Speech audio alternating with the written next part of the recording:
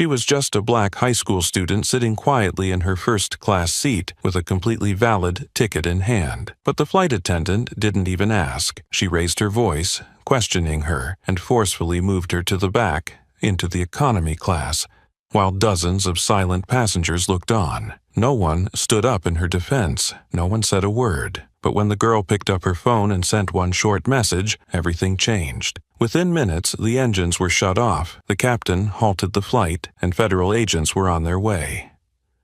What the airline didn't know was that she wasn't just any passenger. She was the reason the entire flight would be grounded.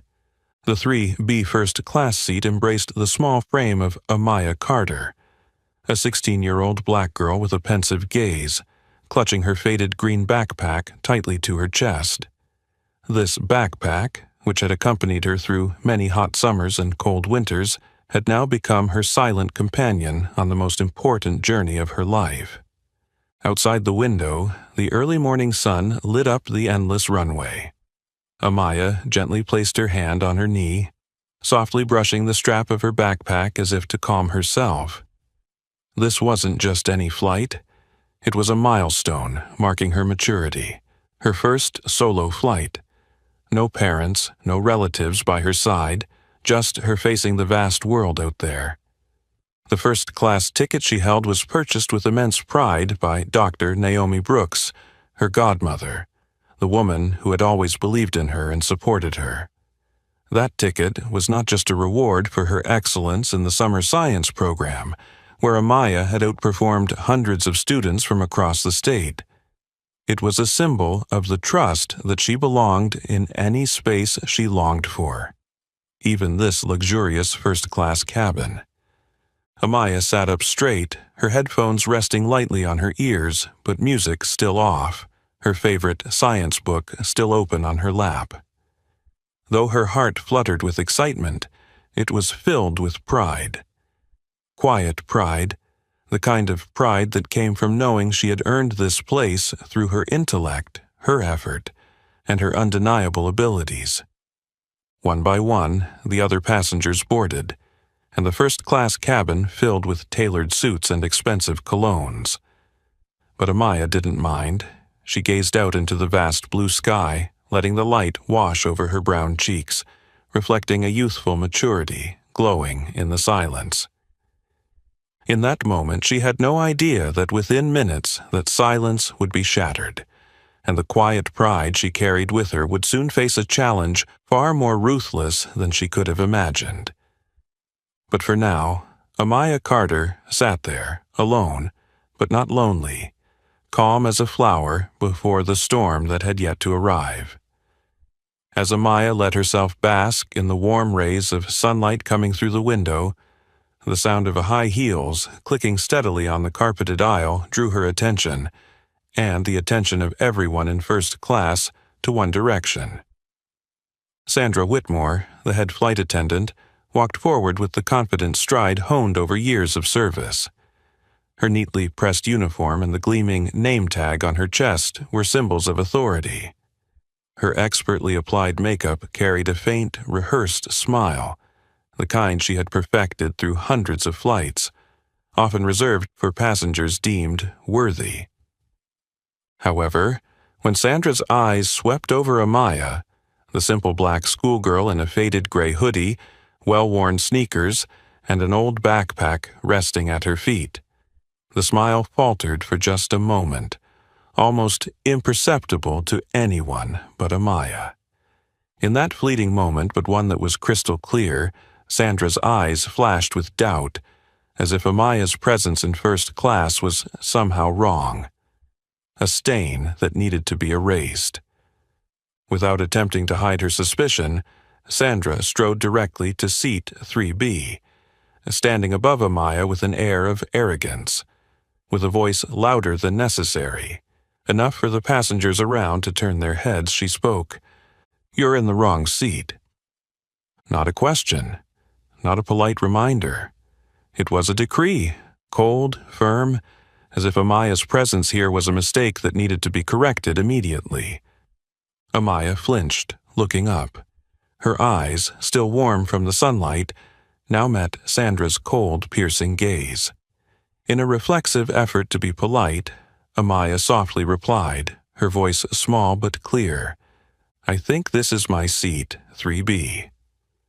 Sandra tilted her body, arms crossed, her gaze scrutinizing Amaya as if she had just said something offensive.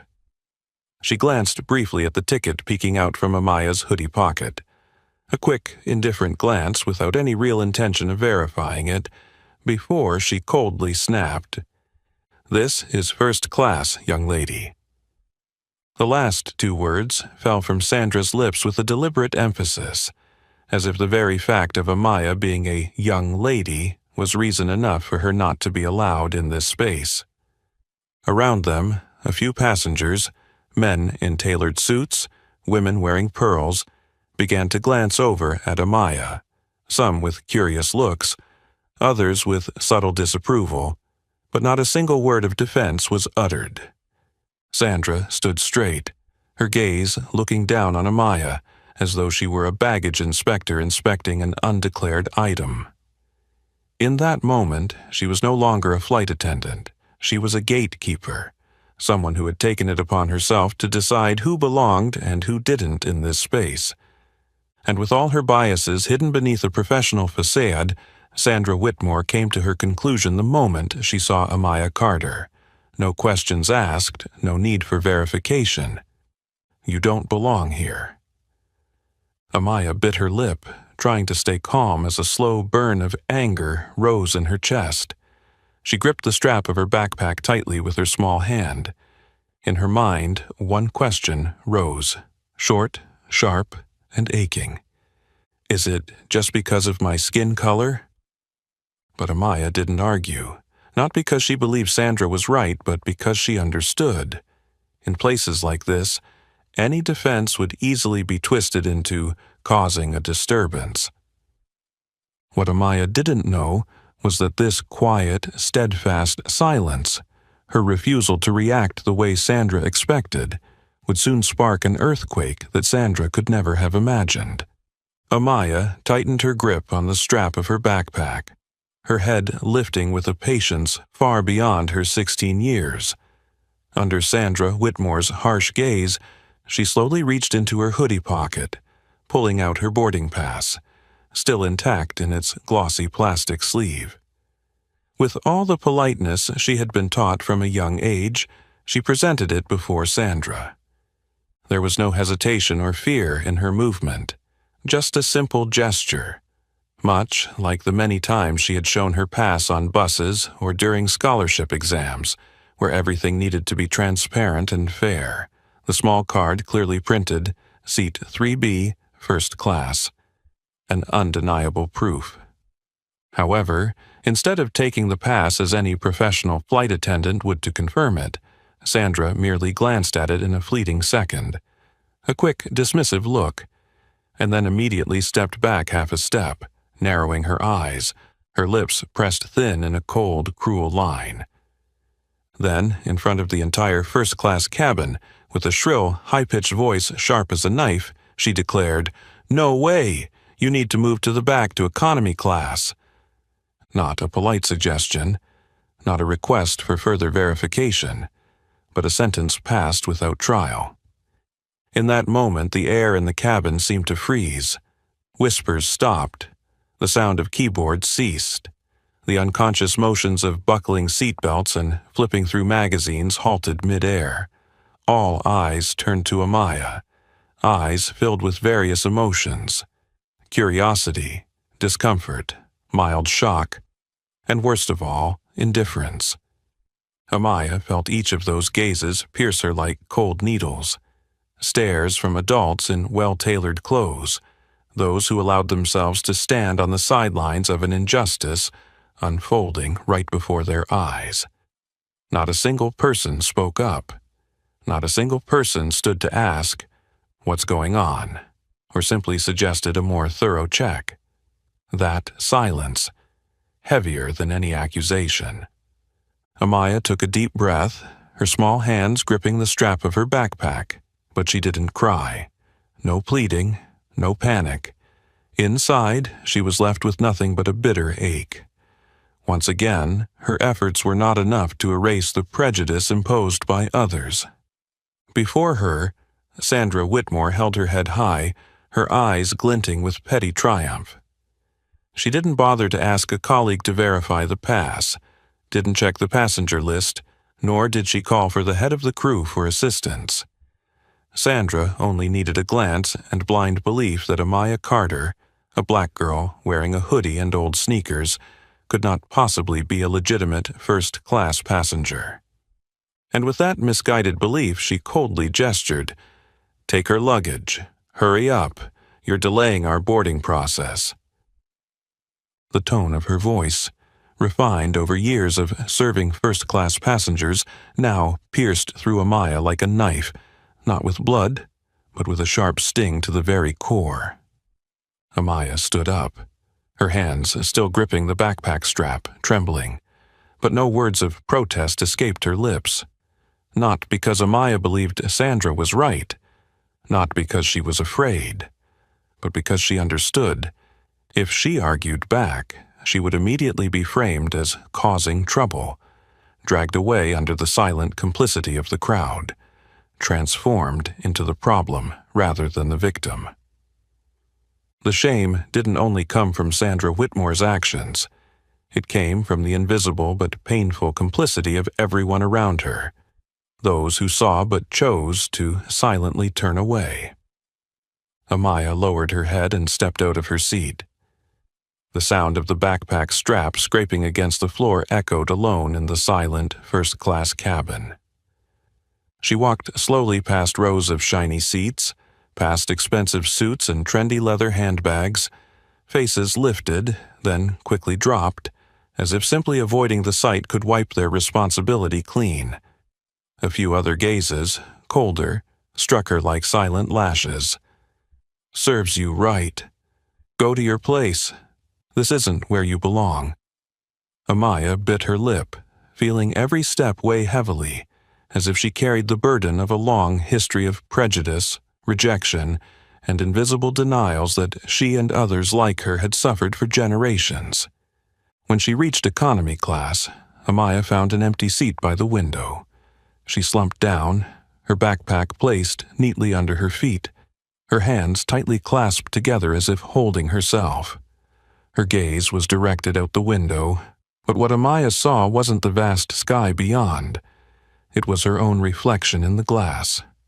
Small, silent, and once again pushed into the shadows because of a shallow prejudice. No one in economy class asked if she needed help. No one asked why the young girl sat there, her eyes still carrying the deep hurt.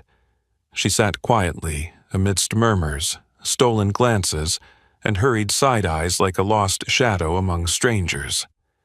In the palm of her hand, Amaya gripped her phone tightly. Not crying, not angry, only a quiet resolve swelling within her. She unlocked her phone with a trembling finger, opening the messages. Her fingers typed slowly but decisively.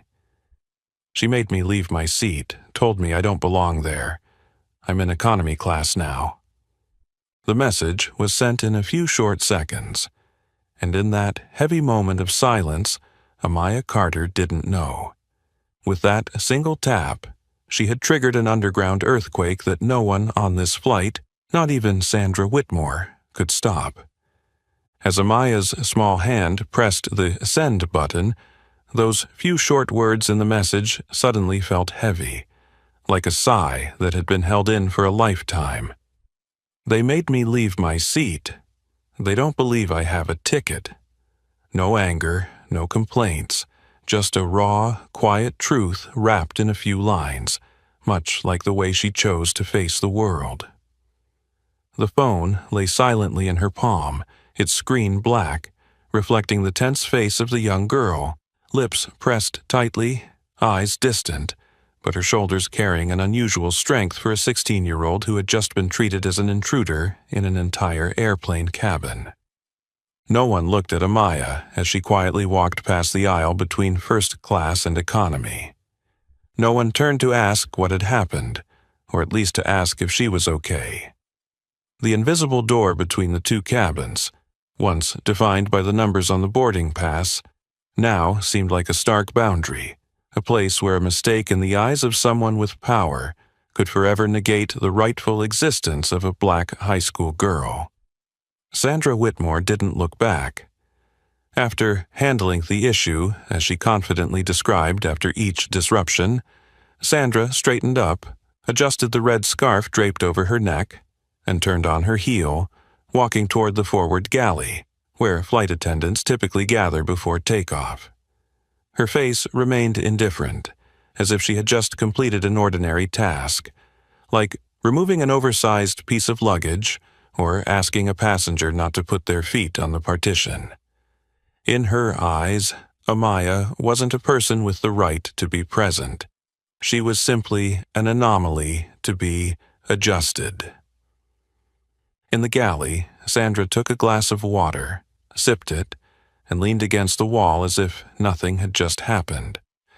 Outside, the cabin began to fill.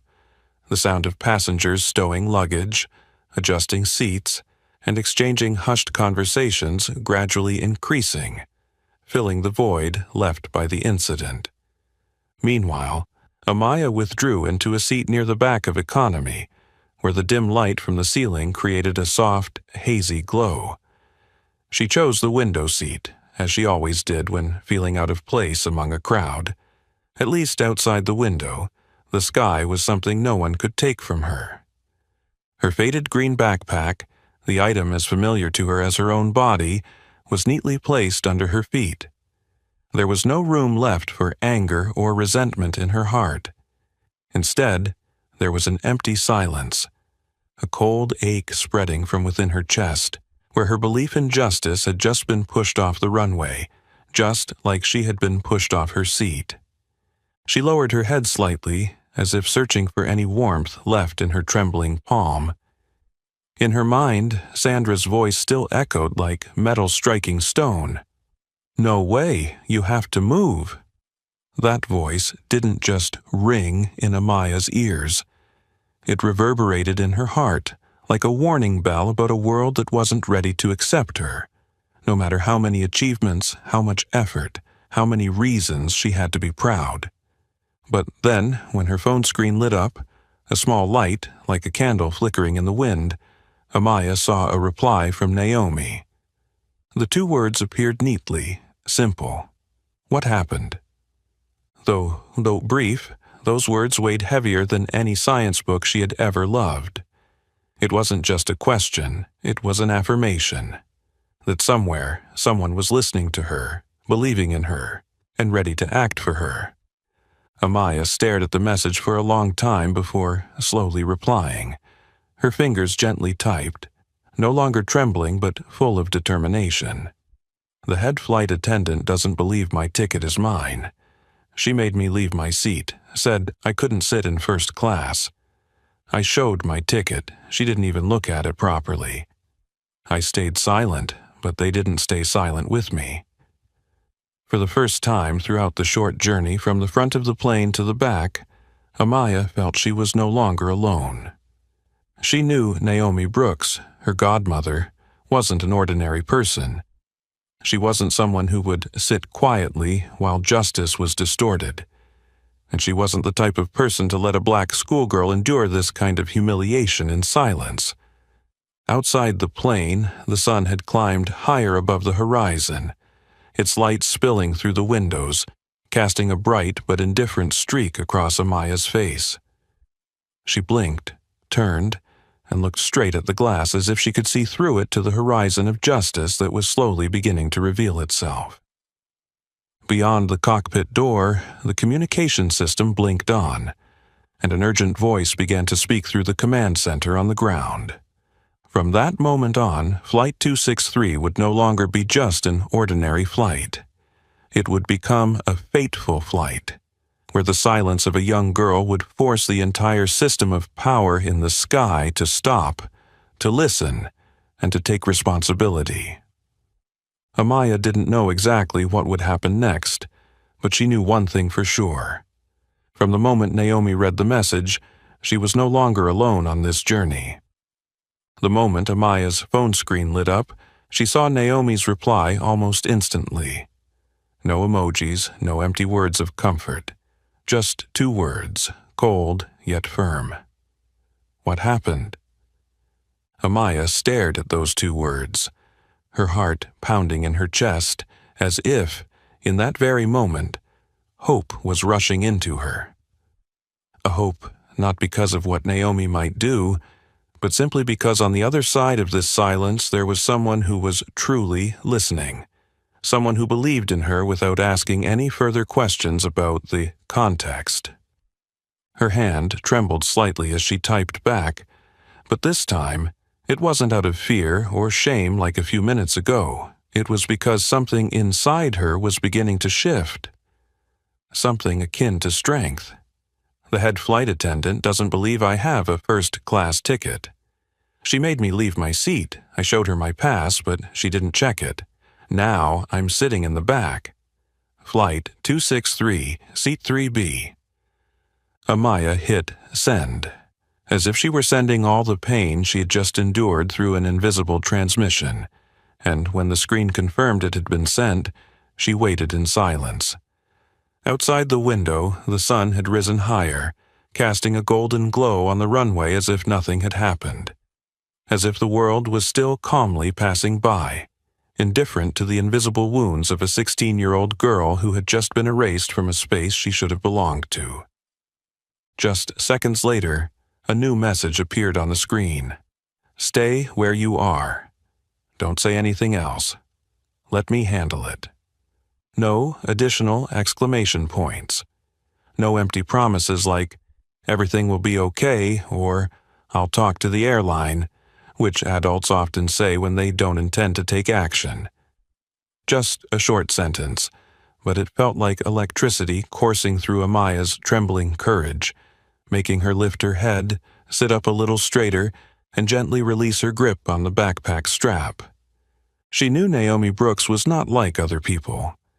Not only was she a loving godmother, Naomi was one of the most powerful and principled women in the aviation industry, the Director of Aviation Safety at the Federal Aviation Administration, FAA, who had coordinated emergency internal audits and forced the nation's largest airlines to admit their faults with a single phone call.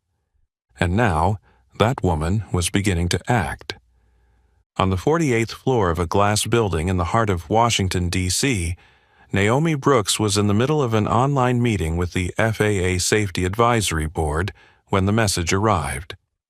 She silently excused herself from the camera for a few minutes, stood up, and walked to the large window, looking down at the street below.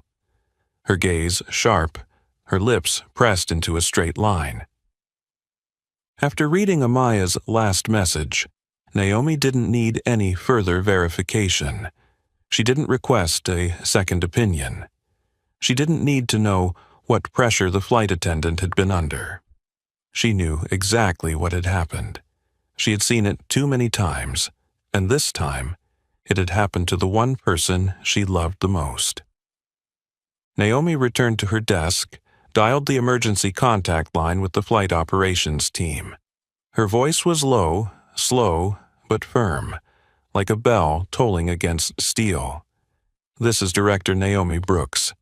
I need you to hold Flight 263 from Atlantic Blue, which is preparing to take off from Dallas-Fort Worth Airport. Immediately contact the flight crew. Reason? The voice on the other end asked, sounding anxious. Priority federal complaint about discriminatory behavior and violation of ticket verification procedures regarding a minor passenger in first class. I will send the full documentation later. For now, order the aircraft to remain at the gate until verification and independent inspection are coordinated. The voice from the operations department hesitated for a few seconds, then replied, Understood. We'll do it right away. Naomi didn't say another word. She hung up the phone, sent a priority alert to the FAA communication system with the note. Priority hold. FAA oversight requested. Passenger A, Carter, age 16, improper removal from assigned seat, immediate compliance review initiated. In the cockpit of Flight 263, Captain Robert Hayes had just received a standard inspection signal from the coordination station when the internal communication system beeped with a flashing red message. Urgent, FAA flag, hold position. He frowned, took off his headset, and turned to the first officer. We've got an unclear situation. Hold position, don't move to the runway. The first officer raised an eyebrow. Technical malfunction? Robert Hayes shook his head. No, this is coming from above, very high.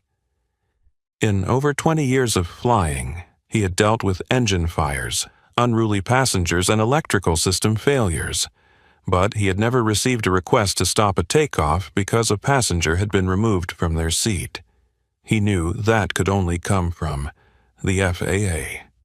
And only one person in the FAA had the authority to act this quickly, Naomi Brooks. He glanced at the passenger's name now listed for review, Amaya Carter, Seat 3B minor, verified ticket. A note appeared below. Removed without verification. FAA investigation active. In the front galley, Sandra Whitmore had just taken a sip from her plastic cup when a flight attendant rushed toward her, whispering, "The captain just ordered to hold the plane. No takeoff." Sandra raised an eyebrow, surprised. "What's going on? A technical issue?" "Not that." "There's an order from above. FAA is intervening." The cup in Sandra's hand shook slightly, and condensation on the rim of the cup suddenly felt cold. She didn't say anything else, but a flicker of unease passed through her eyes. She didn't know that. A woman standing on the other side of the country had just taken action with a single command, and that wave was about to crash down on her like a storm on a clear day. The FAA's announcement had just come through less than a minute ago, and Captain Robert Hayes was still holding on to the controls when the red light on the dashboard flashed, followed by a firm voice from the priority communication system. "Flight 263, hold at the gate. Do not taxi to the runway. A serious incident is under investigation." The voice left no room for doubt. It didn't carry the tone of a suggestion or hint, as it would for delays caused by luggage issues or late passengers. This was a direct command, and the communication frequency made it clear that it came from no one other than the FAA, the Federal Aviation Administration, the only agency with the authority to issue emergency directives, even when the plane was ready for takeoff. Captain Hayes placed his headset on the control panel, his brow furrowing instinctively. He had dealt with complex situations, false engine warnings, unruly passengers, even an emergency when a radar system failed while flying over Canadian airspace. But never in over 20 years of flying had he been ordered to halt an entire flight due to a complaint from a passenger, before the plane had even taken off. He turned to the first officer, his gaze sharp and quick. "FAA directive. Hold at the gate, no taxiing." The first officer paused for a moment, then nodded quickly. No further explanation was needed. With the level of urgency from the FAA, all operations had to stop immediately. No arguments, no delays. Robert pressed the intercom system, his voice echoing through the cabin. "Ladies and gentlemen, we've just received a request to hold the flight at the gate for a short time to complete some technical procedures. Please fasten your seatbelts and remain seated. We'll provide an update as soon as we have more information." In the economy cabin, Amaya heard the announcement. She didn't turn her head, nor did she look up at anyone. But deep inside, a slight tremor touched her chest, like an electric current, a mix of uncertainty and something else, perhaps hope, or maybe the impending storm. No one, not even Sandra Whitmore, could have known that a simple message of a few words would bring the entire plane to a halt. In the galley at the front of the first class, Sandra still stood poised and professional, but her eyes began to waver. If the hold was due to a mechanical malfunction, the crew would have been notified in advance, and technicians would already be on the way. But this time, no one came to check the technical systems. There were no sounds of disassembly, no chatter from the maintenance crew, only an eerie silence, a very dangerous silence. Sandra set her cup down, adjusted her belt, and walked out of the galley with her usual confident stride. But behind the uniform her lips felt dry, and in her chest a sharp nagging discomfort reminded her of her recent actions she had always believed were by the book, but now, perhaps they were no longer by the book. At Atlantic Blue's Operations Center, the FAA priority alert blinked on the screen. The message that appeared was a cold, jarring slap to the face. FAA priority alert. In-flight compliance violation. Flight 263. Passenger removal incident. The Operations Center immediately relayed the information to the Director of Flight Operations. Every link in the chain began to activate. The legal department was flagged for immediate involvement. There was an unwritten rule that every airline knew well. If the FAA intervenes from the ground, this was no longer just a customer complaint. It was an investigation, and everything had to be prepared as if facing a political storm. In the passenger cabin, the silence after the announcement was gradually replaced by subtle exchanges of glances, quiet whispers like threads weaving through the air. A man sitting in seat 2, salt and pepper hair, gray suit, gold watch, turned to the woman beside him and whispered, "Seems like the plane's having trouble, huh?" The woman tilted her head slightly, her voice small but sharp. "Not technical. It's a passenger." She then glanced toward the economy cabin where Amaya sat quietly by the window. "It's that girl." The man furrowed his brow. "The black girl? Why dash?" The woman didn't finish her sentence, but her gaze carried a weight of implication, as if she had just realized she had witnessed something that shouldn't have been ignored from the start. At the back of the plane, Amaya remained seated, her hands gently resting on her lap, her phone lying on the folding tray in front of her. The screen was off, but the light outside reflected her face. No longer the naive expression of a 16-year-old on her first solo flight, but the gaze of someone watching for something larger than herself. In her heart, there was no fear left. Instead, there was a strange feeling, like standing in the middle of a storm, but knowing that this time she wasn't alone. In the galley, Sandra Whitmore walked down the aisles, checking seatbelts, but the polite smile that was usually present on her face had completely disappeared. The nods, the polite gestures, now carried an evident awkwardness, as if she were trying to piece together a mask that had cracked. When she passed seat 3B, the seat she had just forcibly taken from a girl a few minutes ago, believing a girl like her couldn't sit here, Sandra paused. The seat was neatly vacant, no one had replaced it, and the headrest was still carefully folded back as it had been. A voice echoed in her mind. "She showed the ticket, I didn't check it." Behind Sandra's seemingly unshakable arrogance, a flicker of doubt was slowly eating away at her belief in what she had just done. In the FAA Operations Center, Naomi Brooks had just received confirmation. The plane has been held at the gate. The oversight team is connecting with the flight crew. The situation has been flagged as Priority Level 1. Naomi didn't speak. She nodded slightly, then opened the flight tracking screen, her eyes scanning the icon for Flight 263. A bright dot, stationary amidst a network of hundreds of flights moving like streaks of lightning. A stationary dot, for a girl who had been pushed out of her seat, and for a woman who did not remain silent. The storm hadn't arrived yet. But everyone on Flight 263, even those who caused it, and those who remained silent, began to feel. The sky was about to shake. The first-class cabin was still bathed in soft golden light, the hum of the air conditioning steady, accompanied by the gentle clink of cups and plates on the service trays. The elegant passengers, after the initial hesitation, had begun to return to their phones and magazines as if the flight was simply delayed due to some minor technical glitch. Meanwhile, Sandra Whitmore, while the atmosphere was beginning to crack beneath the surface, allowed herself to lean back against the galley wall, a glass of water in hand and an expression of calm indifference.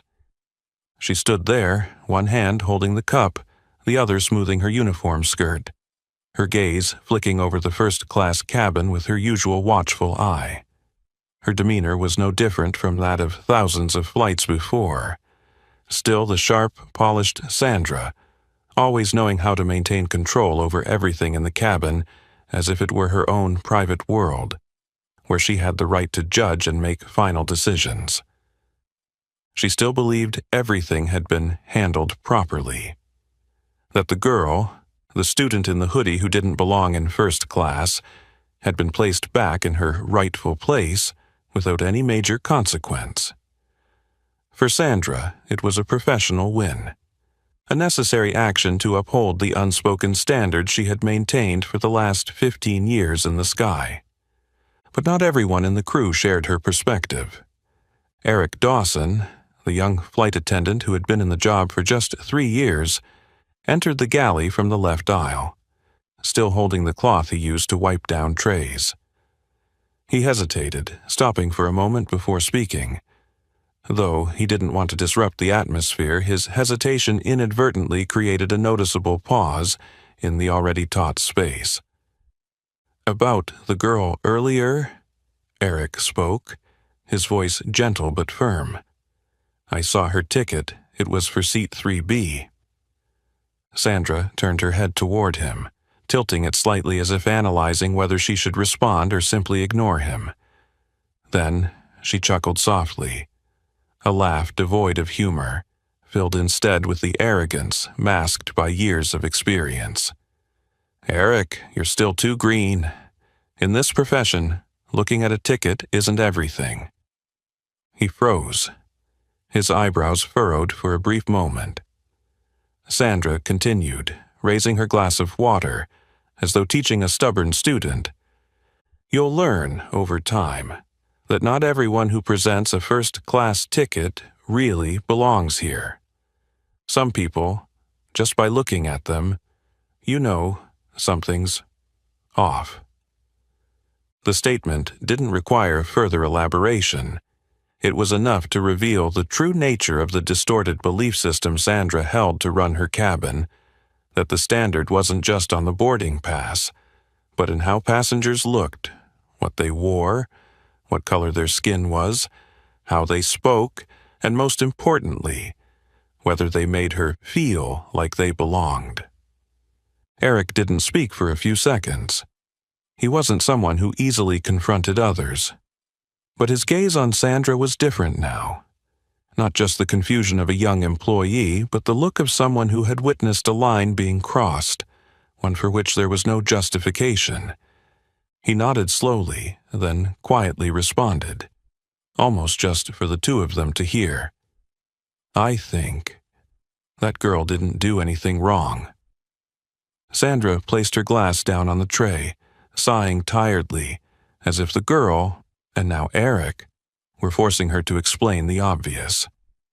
"You don't understand, Eric. On a plane, we have to maintain order. There's so much to control. If we let people sit in the wrong places, don't control things from the start, what will happen? A girl like that, who is she? Whose child is she? What if it's a mistake? Are you going to take responsibility when someone complains?" But the moment that question was asked, Sandra herself felt a hollow silence open up within her, a void she had never noticed before, or had intentionally ignored. Because she hadn't asked anyone. She hadn't verified with any passengers. She hadn't checked the passenger list. She hadn't called the head of the crew. She hadn't followed any standard procedure to handle the situation.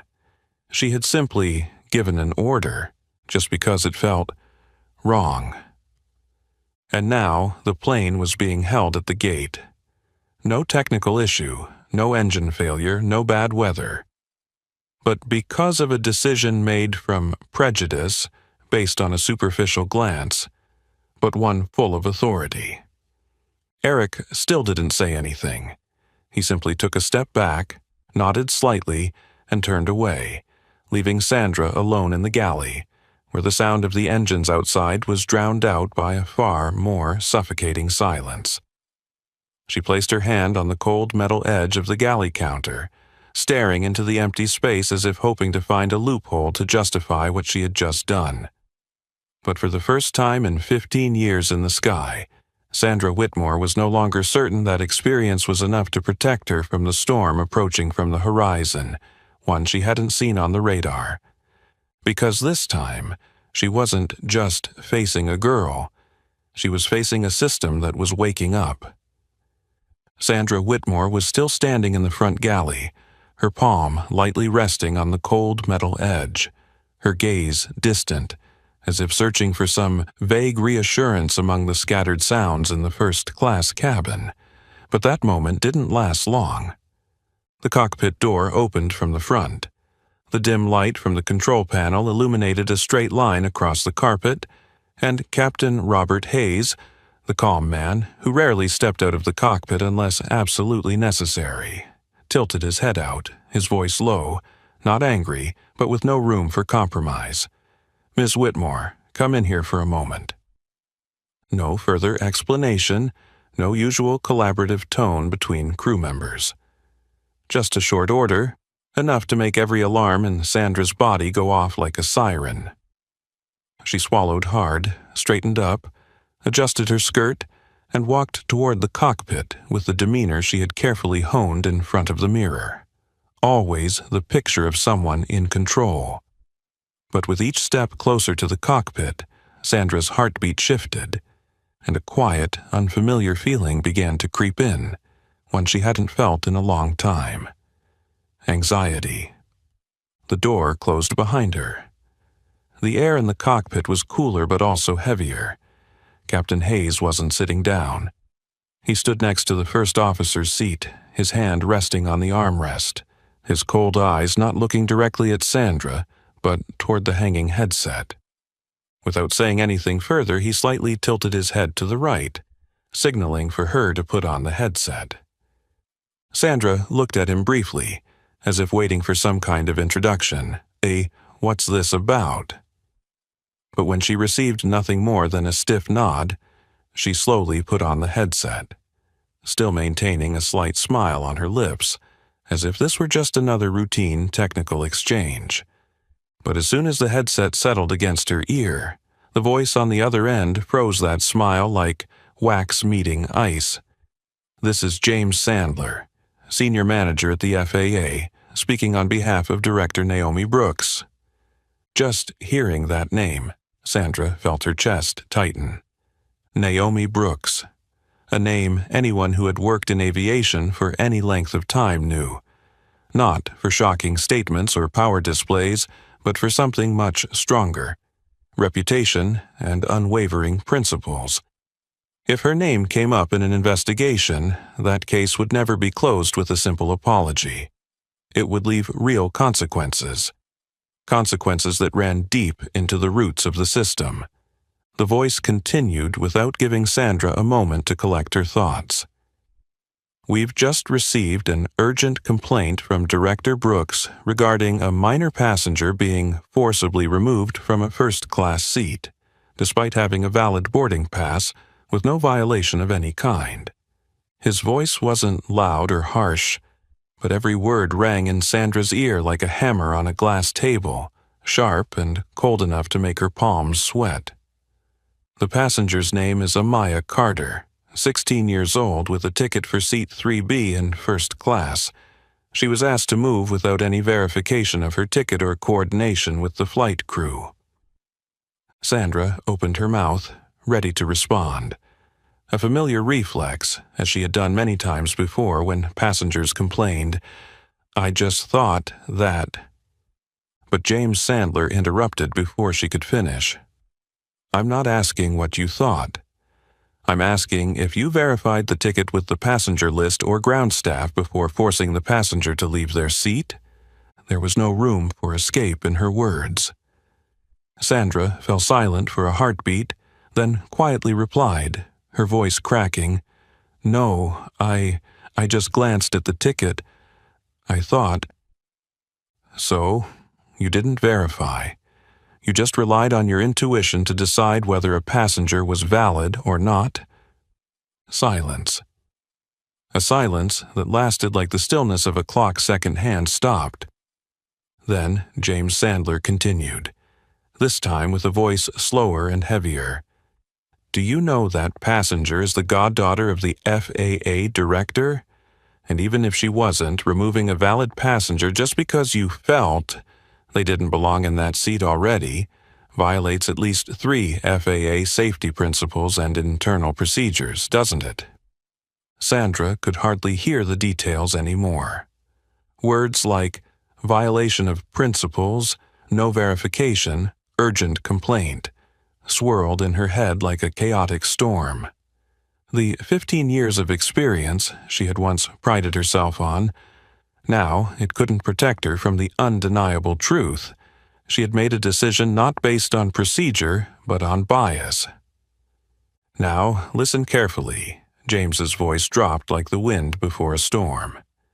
"You will return to economy class, invite passenger Amaya Carter to return to her assigned first-class seat, and you will do this politely, publicly, and with a clear apology." Sandra opened her mouth, ready to ask, "Could I just speak to the girl privately?" But the answer was already waiting for her. "No. Your actions took place in front of the passengers. Your apology must be the same." "And then?" Sandra asked softly, her voice thick with emotion, as if sensing the inevitable storm that awaited her behind the door of the airplane. "Then?" James paused for a moment, letting the words sink in. "Then, a federal inspector will be waiting for you on the ground to begin the official investigation, and we expect your full cooperation." The headset went silent. The static disappeared, but the emptiness left behind felt like an invisible roar. Sandra slowly removed the headset with trembling hands. She had never felt the cockpit, where she had entered hundreds of times, feel so small and suffocating. With each step as she opened the door and walked back into the cabin, she no longer walked as someone controlling the space. She walked as someone passing through a silent court of public opinion, each gaze a judge waiting for her answer. The cockpit door closed behind Sandra Whitmore as she stepped out, the heels of her shoes gently sinking into the thick carpet of the first-class cabin. But with each step toward the economy cabin, the confidence she had always carried seemed to slide off her spine, leaving behind a cold emptiness she had never known before. The red silk scarf around her neck was still tied in the airline's standard style. Her uniform dress still crisp, her hair not out of place from the combing, but all the external perfection now couldn't shield the growing unease that was starting to show in the corners of her eyes, in the way her hands unconsciously clenched together. The looks began to follow her, no longer those of admiration for a seasoned flight attendant, but of scrutiny, confusion, and quiet realization. Some passengers looked up from their seats, others lowered their heads and whispered, but not a single greeting, not a familiar nod. The atmosphere had changed so drastically it felt unsettling, a silence that even she could not deny had a reason. As she reached the economy cabin, Sandra saw the girl sitting by the window in the last row of the front section, her back straight, her hand still resting on her faded green backpack, her eyes fixed outside as though nothing could disturb the stillness she was holding on to. Sandra slowed down. With each step toward the girl, she felt herself sinking deeper into a pool of awareness, a place where the usual justifications no longer surfaced to save her from drowning. And when she stood before the girl for the first time in her career as a head flight attendant, Sandra wasn't sure where to begin. A few seconds of silence passed. Then, with everything she had left in her professional reserve, Sandra forced a smile. A thin, crooked smile like a crack in glass when the light shines too close, and spoke. "There's been a misunderstanding. You, Carter, please return to seat 3. Her voice was no longer high and firm. Instead, it was strained, as though each word was being pulled out of her throat by an unavoidable force. Amaya didn't turn to face her immediately. She tilted her head slowly, meeting Sandra's gaze, but her eyes were no longer surprised, no longer angry. Instead, they held a quiet, sharp light, one that spoke of a person who understood the situation too well, and now only wanted to hear the truth. She tilted her head slightly and asked, in a voice so calm it was like a silent cut, "Why was I the only one asked for a ticket? Why didn't you ask the white man sitting next to me? Why?" That question wasn't an accusation. It was a head-on strike, carrying the weight of the entire truth. Sandra froze. Her tongue felt dry. Her throat was tight, caught between an empty excuse and an undeniable truth. A few nearby passengers began to subtly turn their heads. Their gazes were full of suspicion. The people who had been silent moments ago were now as if called upon by that very question. No one spoke, but the entire cabin was holding its breath. Sandra licked her lips, glancing around instinctively, looking for an escape, an ally, a supportive glance like she had always received before. But there was nothing. Only a dense silence, swirling around her like a wall slowly closing in. I didn't mean to. At the time, it was just a reflex. You know, sometimes people make mistakes. Her voice grew weaker as she spoke the last word, as if she herself realized how meaningless that sentence was. Because Sandra knew full well that wasn't a mistake, it was prejudice, a deliberate selection, masked under the name of professional intuition. Amaya nodded lightly, without saying a word. Then she turned her gaze back to the empty space above, the first class section that had been taken away from her less than an hour ago. The atmosphere had changed. People were watching. People were witnessing. She stood up, picked up her backpack, and said nothing. As she passed Sandra, she paused for a moment. Without turning around, without looking at her, her voice came out soft yet chilling. If I hadn't sent that message, this would never have happened. I would have just been a kid sitting in the wrong seat. No one would have known. No one would have cared. Sandra felt as if her last protective layer had been stripped away. The words weren't bitter, they weren't hostile, but they were a sentence. An absolute exposure of what she had just done, and of herself. Amaya moved forward, walking steadily, though her shoulders still seemed small beneath the worn hoodie. Her steps were no longer heavy as they had been when she was forced out of her seat. Now, each step was a powerful knock on the invisible door of the system. A door that had been closed to her an hour ago but was now forced to open. Amaya took each step back to the first-class cabin, the path she had been forced to leave less than an hour ago in silence and humiliation, under dozens of indifferent or skeptical gazes. But this time, everything was different. Not because she walked with pride, or because someone had rolled out a carpet to welcome her. There were no applause, no greetings, no words of encouragement. But the silence was no longer the same as before. It was thicker, more uncomfortable, heavier. Amaya could feel every pair of eyes following her every move, eyes that had turned away, avoided her, or thought, This has nothing to do with me. When they saw a girl being dragged from her seat simply because she didn't look like she belonged there. Now, those very eyes could not look her in the face. As Amaya passed the first row of seats in the first-class cabin, a woman wearing pearl earrings quickly lowered her head, as if remembering something important to check in her handbag.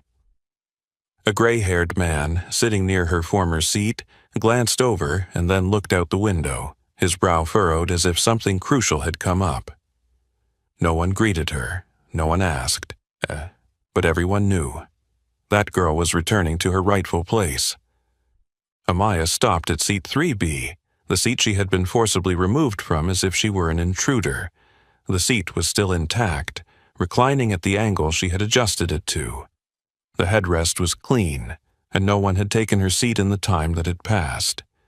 It was as if everything had been waiting for her, not because they respected her, but because they didn't know what else to do. She placed her backpack at her feet and sat down quietly. She straightened her back, her hands gently resting on her thighs.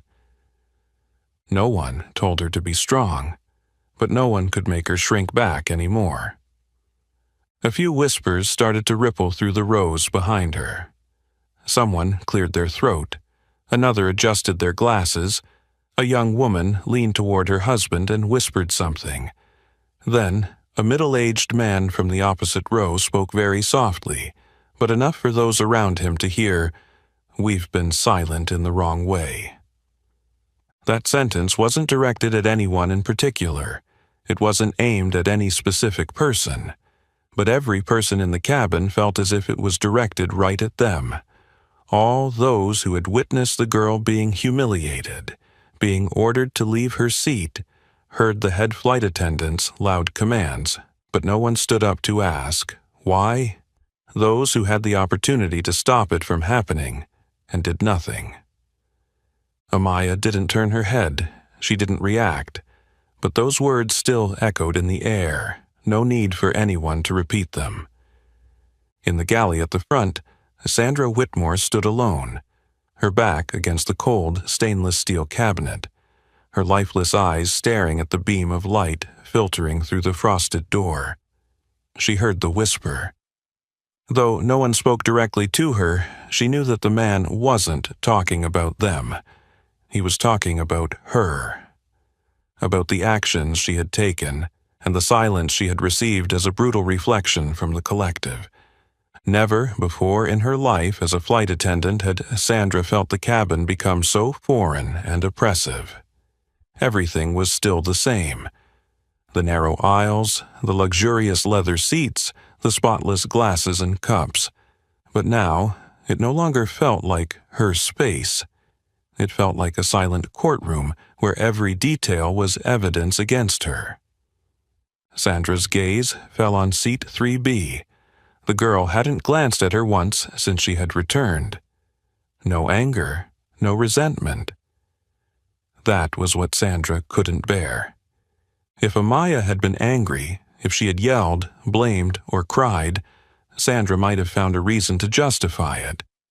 The girl overreacted. But no, the girl didn't need to do anything. She just needed to exist, to sit in her seat and remain silent. And still, she made everyone look at themselves. In the first-class cabin, the atmosphere continued to shift. A few passengers began pulling out their phones, not for entertainment but to check the news. An internal memo had begun to leak. Flight delayed due to violation of protocol involving a minor passenger. One person whispered, "Isn't that girl the daughter of an FAA official?" Someone else responded quietly, "I heard it's the director of aviation safety." Though no one had confirmed anything, the wave was spreading, from the whispers in the cabin to the ground surveillance offices, to the press, social media, and even the halls of power. As for Amaya, she sat still, not moving, not smiling, not shedding tears. Her phone screen still dark, but in her heart, she knew Naomi was following every movement, And she also knew something very big was happening, not just for her, but for people like her, the ones who had been pushed aside simply for not looking like they should be there. For the first time during this journey, Amaya gently rested her head against the seat, not to rest, but to allow herself to feel the space that had been taken from her. This time, as someone who truly deserved to be there. The silent wave within the cabin was quickly turning into a widespread tremor, not only among the passenger seats but also within the crew itself. The exchanged glances down the narrow aisle between the cabins were no longer just filled with curiosity, but now carried a very real sense of hesitation, as if everyone understood what awaited them when the plane touched down. The news that the Federal Aviation Administration, FAA, had officially launched an investigation was no longer just a whispered rumor behind closed doors. In the hands of the head flight attendant coordinating the flight, an internal pager flickered continuously, an unmistakable message from the operations center, clear and undeniable. Flight 263. FAA will board to investigate violation of procedures. Prepare to cooperate. All crew members must report. As soon as the message appeared, the atmosphere in the first-class cabin seemed to fall into a silent, heavy fog, and no one felt it more clearly than Sandra Whitmore. Still leaning lightly against the galley counter, Sandra's eyes tried to maintain composure, but everything inside her was beginning to fracture from within. The words she had just read echoed in her mind like a bell ringing in an empty house. Investigate violation of procedures directly. Report all crew members. Just a few words, but enough to undo the 15 years she had spent building her reputation. Eric Dawson entered from behind, his tall, slender frame quietly navigating through the pressure, trying to maintain professionalism, but clearly unable to hide the tension in his eyes. He stood next to Sandra for a long moment, saying nothing. All that could be heard was the faint hum of the air conditioning, the distant murmur of passengers, and a silence that seemed to force someone to speak first. Finally, Eric leaned in, his voice low and soft, just enough to reach her ears. They'll ask why you only checked one person's ticket. It wasn't accusatory, it wasn't harsh. But that sentence was like a knife quietly laid on the table, forcing the other person to face it, even if they couldn't make excuses. Sandra didn't turn her head. Her shoulders remained straight, but her chest rose and fell with each breath, and when she finally opened her mouth, her voice, this was the first time in the entire flight, no longer held certainty. I don't know, I just thought... But even she didn't believe the words she was about to say. Eric didn't respond, but in his gaze, sympathy had vanished. Only disappointment remained, the disappointment of someone who had witnessed a wrong and realized they had been silent. Sandra subtly turned her face, meeting the younger eyes of her colleague, which had turned much colder. She saw clearly, not only was her career unraveling, but so was the image of herself she had always trusted. She had never imagined that a normal decision, like hundreds of others she had made on flights before, could become the end of her career. But this time she knew. It wasn't the decision that was at fault. It was in the way she had viewed others and accepted it as the norm. Just then, the plane gave a slight tremor. It wasn't from the engine starting, but from the cabin door being reopened, something that never happened on a flight after the boarding process was completed. From the front of the cabin, two figures appeared. A woman in the dark FAA uniform with the nameplate Officer Rhodes pinned to her chest, walking beside a man in a gray suit, a federal badge gleaming on his jacket pocket. Neither of them spoke. They simply walked straight in, their presence commanding, as if silence itself were the strongest declaration of power. The entire first-class cabin fell silent. A passenger dropped a magazine. A woman quickly switched her phone to silent mode. No one asked who they were. Everyone already knew. This was no longer an internal airline matter. An event had been officially recorded. An action had been elevated to a formal file. And someone would have to answer. The cabin door clicked open with a sharp, cold sound, echoing through the airplane like a wordless command that made all movements come to an abrupt halt. Two Federal Aviation Administration, FAA, officers appeared at the entrance.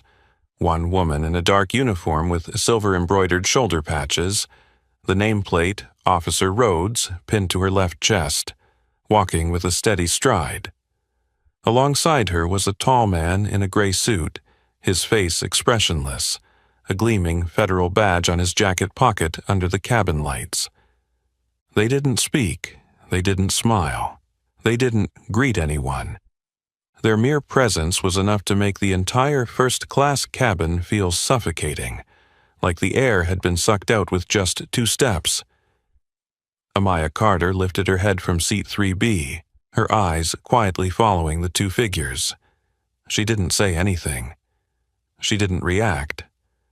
But in those deep brown eyes there was a new light, one of confirmation, as if what all the adults around her had been doubting for the past several minutes was now sealed by the undeniable reality. She wasn't wrong, and what had happened could not be wiped away with a wave of the hand. The two officers walked straight to the cockpit. Captain Robert Hayes greeted them with a solemn nod and stepped back, as if handing over the control of the plane to a higher authority. After a few brief exchanges in low voices, Officer Rhodes turned back, scanning the cabin as though searching for a reaction. Then, with a clear but not loud voice, she spoke. "We need to speak with Head Flight Attendant Sandra Whitmore." No one moved. No one needed to ask anything further. All eyes immediately shifted toward the front of the first-class cabin, where Sandra was still standing, her back stiff, her hands lightly gripping the metal counter behind the galley. Her face was pale, her chin trembling, her eyes staring blankly into the distance as though by not looking back, everything might disappear. But reality had entered the cabin, and it didn't need her to look to exist. Eric Dawson subtly moved aside, as though instinctively clearing a path. Sandra left her spot with legs that felt heavy as if weighed down by stone. No one forced her. But each step she took toward the front of the plane felt like an invisible escort, where the sentence had already been passed, just waiting to be read aloud in the merciless silence of the dozens of witnesses. When Sandra reached the front, the man in the gray suit extended his hand, not to shake, but to guide her out of the cabin. There were no handcuffs. No one was pulling her along. But no one could mistake this for a voluntary action. This was an escort. Not criminal, but strictly according to FAA procedure for individuals under investigation for serious passenger rule violations. And what made it suffocating was that it all unfolded in complete silence. No one spoke, no one shouted, no one applauded. Only the eyes, only the suffocating silence, and only one person, Sandra, couldn't escape. As she walked past seat 3B, where Amaya was sitting, their eyes met for a fleeting moment. Amaya didn't show any emotion. She didn't bow her head. She didn't look away. She just looked. A calm gaze, but as deep as the ocean. One that didn't need words, but still made Sandra feel as if she had stepped out of the world she had once controlled. Sandra turned her face away. She couldn't bear that gaze. The airplane door opened completely. Outside, a black SUV with specialized tinted windows was parked beside the stairway. The emergency lights were flashing silently with no siren, but its presence was enough to tell anyone within 100 meters. This was not a small matter. Sandra's heavy steps descended the stairs.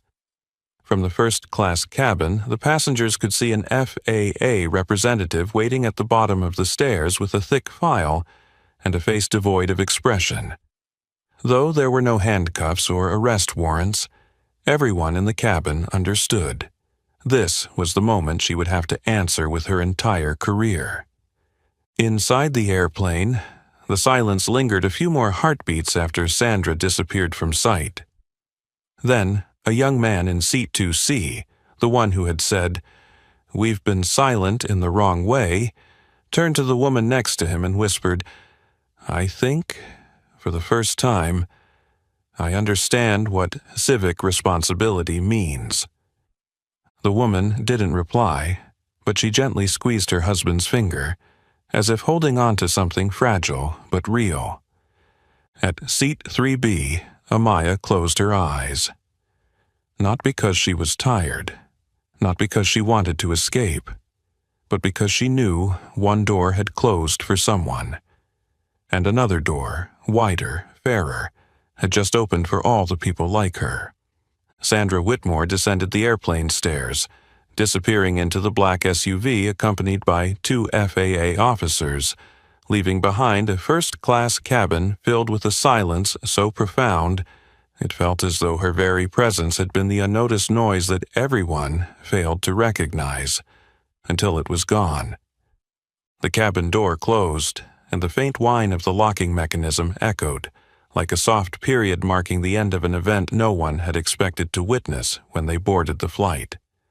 But no one rushed to grab their luggage. No one tried to push their way out like during typical delays. They remained seated, as though the cabin had transformed into an unwitting theater, and they were the audience, forced to open their eyes and see what they had so often turned away from. In seat 3B, Amaya Carter remained still. She didn't cheer. She didn't shed tears. She didn't pull out her phone to take photos or record the moment. There were no victory gestures, no nod of satisfaction. Just a 16-year-old girl wearing a simple hoodie, her hair neatly tied up, sitting up straight in the middle of first class with such composure that the entire cabin seemed to adjust its breath to match hers. Outside the window, the black SUV had driven away, leaving only a faint red glow on the runway under the hazy sunlight. Amaya continued to watch, not with a look of revenge, but with a long, deep gaze, as though she knew. Justice doesn't come with blood and fire, but through the perseverance of those who refuse to run away. An older man sitting in seat 1C turned to his wife, whispering so softly, as if afraid to lose something sacred that they had just witnessed. That girl made an entire flight stop, just by her patience. The woman nodded, then, almost instinctively, looked toward Amaya, as though she wanted to say something, but instead just placed her hand on her chest, where, for the first time throughout the flight, she felt something like respect stirring. The cabin announcement came on gently. "We kindly ask passengers to prepare to disembark. Disembarkation will be conducted by RAW. Please remain seated until you are called." The wave of movement was slow. Passengers began to stand, each looking at one another as if asking with their eyes rather than words. Should we say something to the girl? But then everyone stopped. No one dared to speak, because Amaya's quiet presence now was greater than any words of consolation or praise. They silently walked past her. A few glanced over, giving a small nod, not as an apology but as an acknowledgement. We saw, and this time we won't forget. Amaya remained seated until the plane was nearly empty. Only a few flight attendants remained, and one FAA officer stood at the front of the cabin with a thick file and a gaze of anticipation, along with one person watching her with a quiet, unwavering presence, Eric Dawson. He didn't need to say anything, but in his eyes Amaya saw it clearly. He understood, and from now on he would never stay silent again. The final announcement came, this time just for her. Last passenger Amaya Carter, please disembark. FAA staff will escort. She stood up. Her movements were neither hurried nor slow. Her backpack lifted calmly, the strap resting over her shoulder like it had at the start. But this time, her small shoulders didn't hunch in shame. They stood straight, as if they were carrying a truth that had been proven. Amaya walked toward the front of the plane, each step firm, like placing her feet back on solid ground after a storm. She didn't raise her head like a victor, but she didn't bow her head like someone defeated either. She simply walked, like someone who knew, by walking straight ahead, everything after this would have to change. When she stepped out of the cabin door, the sunlight hit her eyes. Not blinding, but strangely warm. At the end of the jet bridge, waiting for her was not a camera, not a crowd of reporters, but a single person. One woman in a navy blue coat, her hair neatly pinned up, standing silently with her hand over her heart. Naomi Brooks. Amaya walked toward her, not in a hurry, and when she stopped in front of Naomi there was no need to ask, no need for a greeting. Naomi looked at her, her eyes steady and warm, then spoke. "Are you okay, sweetheart?" Amaya nodded, her voice calm. "I don't need them to shout that I was right. I just need them to stop and think." Naomi smiled faintly, saying nothing more. She placed her hand on Amaya's shoulder, and together they turned and walked into the airport hallway. No medals, no speeches, just quiet footsteps. And the truth. As soon as Amaya and Naomi disappeared down the airport hallway, the brilliant sunlight from outside couldn't chase away the shockwave that was deepening within the heart of the United States aviation industry. At the headquarters of Atlantic Blue Airlines, in a large glass meeting room overlooking the runway, an emergency meeting was convened less than 3 hours after Flight 263 had been grounded. No longer were there whispers. No longer were there email responses or Zoom meetings behind closed doors. This time, the entire senior executive team, from the CEO, legal director, HR, to the head of flight safety, had to face what they had avoided for years: systemic responsibility. The short memo from the FAA arrived first, neatly tucked into a cold white file. On the title, in bold red letters, were the words, "Passenger Service Violation Report, Severity Level High." Beneath it was the brief but shocking preliminary conclusion. Passenger was discriminated against based on appearance. No ticket verification from the system or coordination with flight crew. The head flight attendant made a personal decision beyond professional authority. And the final line, underlined, "Immediate action required across the system." CEO Martin Raines, a man known for his toughness and reluctance to admit mistakes, sat upright, his hands clasped together, his eyes fixed on the event summary projected onto the LCD screen in the middle of the table. Under the harsh white light from the ceiling, the wrinkles on his forehead were evident. Not from age, but because for the first time in his career he realized this incident couldn't be controlled with a press release. "How much time do we have?" he asked, his voice rough from being on the phone all morning. The legal director quickly replied, "None left. The press is already spreading the news. The FAA is requesting updates every 48 hours. If we don't act now, we won't just lose public trust, we'll lose our operating license." A heavy silence fell over the room, thick enough that you could hear the soft click of a pen shaking in someone's hand. The head of HR, a sharp woman with a commanding voice, spoke more slowly this time. "The FAA has requested 3 mandatory actions starting next week. 1. All flight crew, regardless of rank, must undergo monthly bias training rather than yearly as before. 2. The check-in system and flight attendants must implement a 2-step seat verification process. Boarding passes must be scanned through the system and verified manually with the ground crew before passengers are asked to move. 3.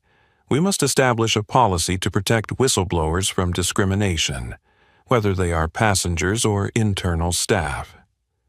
She paused for a moment, then added in a deeper voice, "And finally, the FAA has officially confirmed Head Flight Attendant Sandra Whitmore will be terminated immediately. No reconsideration." A few heads lowered.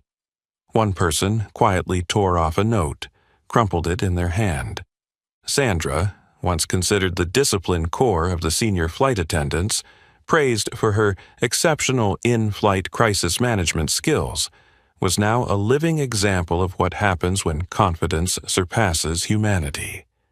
A media advisor in the room, his voice urgent, spoke up. "What are we going to do about public opinion? There's a video circulating online of passengers filming when the FAA boarded the plane. There's footage of the girl's face. The online community is calling her the girl who grounded the flight." Martin Rains sat motionless for a few seconds, then nodded slowly. "We can't fight this wave, then we'll have to go with it." Just a few hours later, a series of official statements were issued, not just with the cold, detached language they usually used, but with a purposefully changed tone. "We acknowledge that Flight 263 reflected a significant flaw in our procedures and human awareness. Passenger Amaya Carter was treated unfairly, and this will never happen again." Across all branches of the airline, the internal messaging system sent out 3 new directives. Anti-bias training will be held monthly, with checks in place. No absences allowed. All flight attendants must follow the 2-step seat verification process, both electronically and manually with ground staff. Any employee found discriminating or ignoring discrimination by others will face immediate disciplinary action with no exceptions. In a smaller meeting room at the FAA, Naomi Brooks, not in her authoritative jacket, but quietly sitting with a laptop in front of her, looked at the draft of the new policy, an amendment titled Regulation Protecting Minor Passengers from Discrimination, the Amaya Carter Clause. A small note at the bottom of the page read, "We are not rewriting procedures just to polish our records. We are rewriting them so that no 16-year-old girl will ever again have to cry in silence." When the memo titled the Amaya Carter Clause was approved and sent to all airlines across the United States, the name of that 16-year-old girl officially entered the system, not as an internet phenomenon, but as a part of the legal, cultural, and human structure of the aviation industry. Amaya knew this, but she didn't smile. She didn't see herself as a trailblazer. She simply wanted to return to being a normal student, one who shouldn't have to prove she deserves respect. As major news outlets tried to contact Naomi for interviews, and renowned magazines invited Amaya for cover photos and to tell her story with headlines like "The Girl Who Changed the Sky," she quietly declined them all. Not out of fear, not out of a desire to run away, but because what she did was never meant to be seen. She just wanted to be seen as visible. Yet, despite her silence, the story of Flight 263 continued to be told everywhere, and in a way that no one could ignore. At flight attendant training centers across the U.S., a video clip from the internal cabin cameras of Flight 263 was added to mandatory training programs. It wasn't just a lesson in how to handle a passenger issue. It was a vivid reminder of the damage caused by unconscious bias, something that could start with an innocent question but bury the dignity of a person.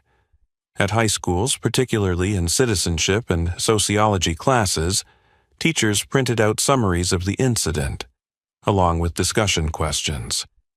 What would you have done if you were the person sitting next to Amaya that day? The story was no longer just an event.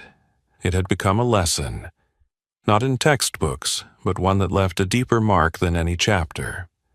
One day, at a small meeting of a student advisory group at a high school in Seattle, a black freshman with curly hair stood up after watching the video reenacting the flight. That girl didn't need to scream. She just needed to hold on to her belief. And that's why the adults had to listen. The supervising teacher didn't say anything, but that very day, the school added a new unit on professional bias to the orientation program for office staff and security. At an aviation industry symposium in Atlanta, Naomi Brooks, this time not as a director buried in reports but as the keynote speaker, stepped onto the stage in a simple dark blue suit without any flashy slides, holding just a printed photo on faded paper. Amaya, sitting in seat 3B, quietly, sitting straight, her hands resting on her backpack. She said, "This is how a revolution begins. Not with a bang, not with violence, but with a girl who refuses to leave the seat she deserves." The entire hall stood still, and for the first time in many years, no one laughed, no one clapped in the usual social way. Everyone sat quietly to hear that silence resonate in their hearts.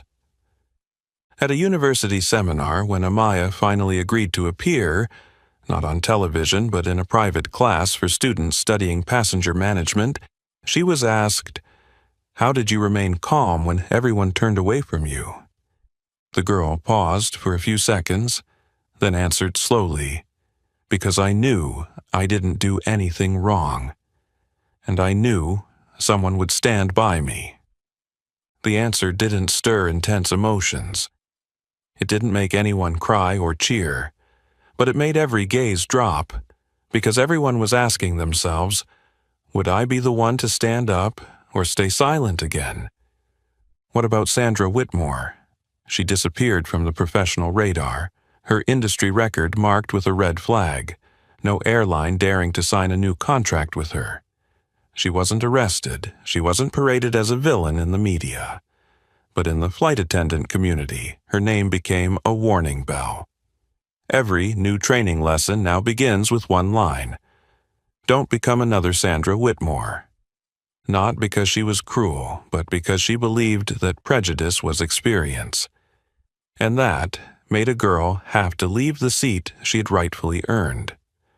On a quiet evening, Amaya sat by the window, holding a hot mug of cocoa, her eyes looking at the sparkling stars outside. Naomi was typing on her laptop at a nearby table, the light from the screen casting on her calm cheek. They didn't speak, only listening to the soft wind passing through the glass window and the steady tapping of keys. After a while, Naomi looked up and softly asked, "If you could do it again, would you do it differently?" Amaya smiled, turned her head, and replied with a voice as light as a breath but as solid as stone, "I would still sit in seat 3B, and this time no one would be able to make her stand up." Amaya Carter's story didn't need anger or noise. Just through silence, through an unwavering belief in justice and human dignity, she made the entire aviation industry look at itself. Not everyone can stop a flight, but would you dare speak up if you saw injustice right before your eyes? If this story touched your heart, please hit like, share with those you care about, and subscribe to the channel to not miss the next inspiring journeys. Let's spread values that make the world a better place.